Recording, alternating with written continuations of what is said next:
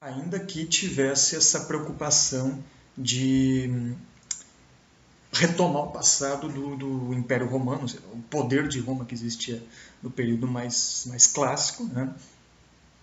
Mas, mesmo assim, havia uma preocupação em promover o processo de modernização da Itália. Enquanto o nazismo já tinha um apego tradicional muito mais forte, né? Reconhecendo que os processos da modernidade eram prejudiciais para a sociedade alemã, que a modernidade tinha trazido o avanço do capitalismo internacional e da ideologia liberal, ou seja, o nazismo viria para recuperar uma certa tradição alemã de potencial que existia, da sociedade alemã tradicional. Há uma outra diferenciação entre a busca pela ditadura do proletariado, do ponto de vista do projeto socialista, e, por outro lado, a busca pelo estabelecimento de alguma forma de cesarismo nos projetos do fascismo e do nazismo, ou seja, a construção de uma figura, de um grande árbitro que conseguisse mediar todas as relações políticas, sociais e econômicas. Essa figura messiânica, proeminente, viria a ser Mussolini para o fascismo e Hitler para o nazismo. O socialismo soviético vai passar por um processo nesse sentido também com a ascensão do Stalin, que vai também tentar se construir como um certo grande árbitro, mas isso contrariando o que seria o projeto político ideológico do próprio socialismo. Há também uma tensão entre esses projetos, entre as questões internas, a proteção interna de cada um desses projetos e a expansão do sistema internacional. Como eu disse, essa expansão ela vai ocorrendo gradualmente a partir do momento que internamente esses projetos político-ideológicos conseguem se estabelecer enquanto hegemônicos, enquanto predominantes.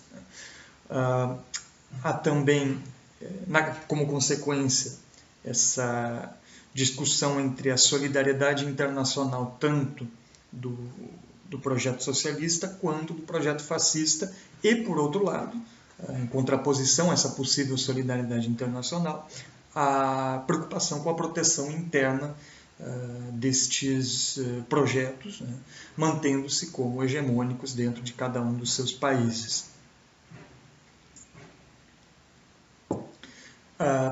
Há uma linha comum entre os três projetos, que é o antiliberalismo, que era o projeto hegemônico naquele momento, o liberalismo tanto inglês quanto o liberalismo estadunidense.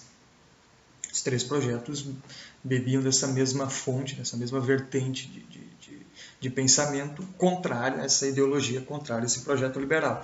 Mas uma diferenciação é que o fascismo e o nazismo também eram anticomunistas, né? Ou seja, para além dessa possível aproximação do antiliberalismo, havia uma grande diferenciação, que os projetos do fascismo e do nazismo eram contrários também ao projeto comunista socialista da União Soviética.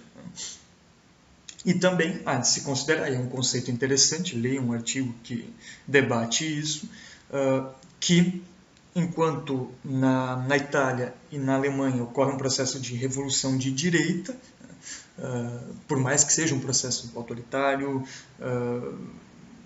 digamos, antirrevolucionário do ponto de vista comunista, mas revolucionário do ponto de vista da ordem interna.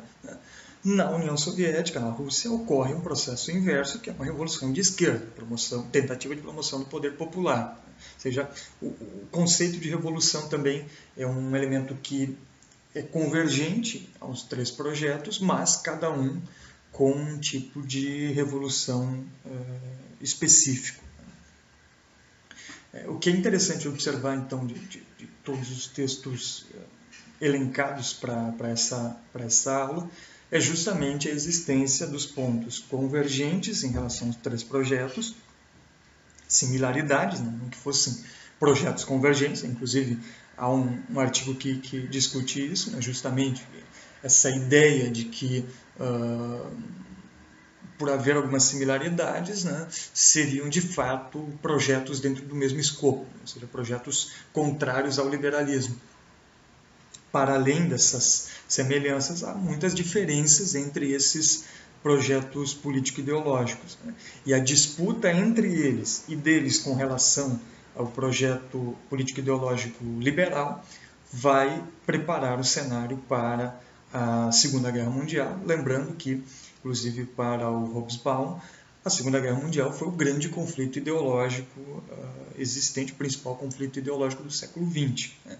Ou seja, para além da Guerra Fria, que de fato dois projetos se estabelecem, o cenário que leva à Segunda Guerra Mundial também é um cenário de disputa entre projetos político-ideológicos. E hoje, então, nós discutimos estes projetos do nazismo, do fascismo e do socialismo soviético, cada um com suas especificidades, mas que justamente na relação entre eles vai se estabelecer o cenário propício para a conflituosidade da Segunda Guerra Mundial.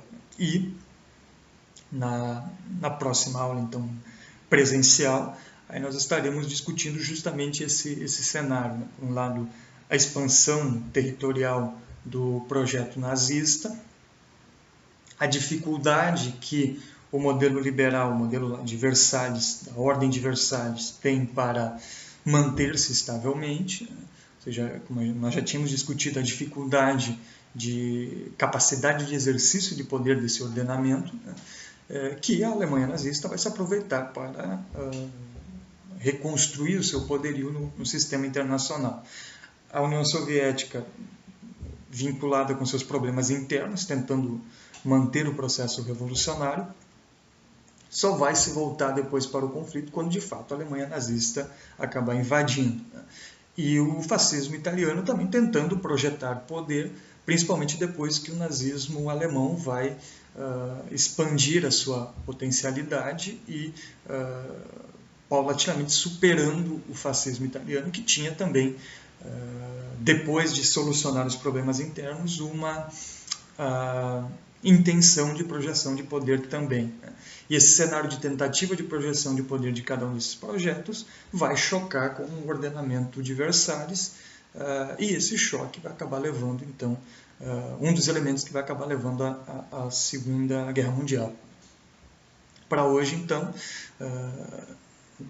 leiam então, os artigos elencados para fazermos essa discussão sobre os projetos político-ideológicos desse período, com base nesses apontamentos também complementares que eu fiz, e façam as análises de vocês na atividade disponibilizada, que é justamente uma análise para observar essas similaridades e diferenças entre os projetos, observando se essas diferenciações e as próprias similaridades acabam convergindo, acarretando para a posterior conflituosidade, o cenário conflituoso que leva, então, à Segunda Guerra Mundial. Lembrando, então, para finalizar, que na próxima semana nós fazemos mais uma aula presencial e na semana posterior nós realizamos a nossa primeira avaliação. Avaliação que vai abranger, então, todo esse período entre guerras que nós analisamos nessas duas aulas presenciais e duas aulas à distância também, com esse material complementar para vocês. Tudo bem?